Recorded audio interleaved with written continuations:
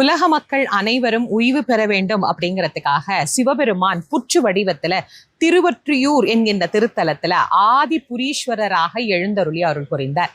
தேவாதி தேவர்கள் சிவபெருமான அபிஷேக ஆராதனை செய்து வழிபட்டு நலன்கள் பெறுவது அப்படிங்கிறது தான் இயற்கை. புற்று வடிவத்துல சுவாமி வந்துட்டதுனால அபிஷேக ஆராதனை அவங்களால செய்ய முடியல.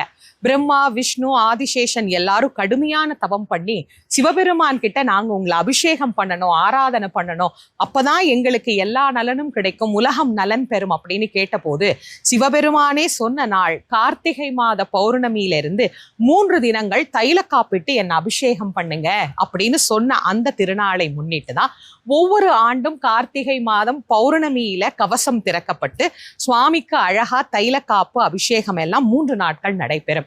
இதை பார்ப்பதே வாழ்க்கையில மிகப்பெரிய பேரு அப்படின்னு தான் பெரியவங்க நமக்கு சொல்லியிருக்கிறாங்க. அதன்படி இந்த ஆண்டு 4/12/2023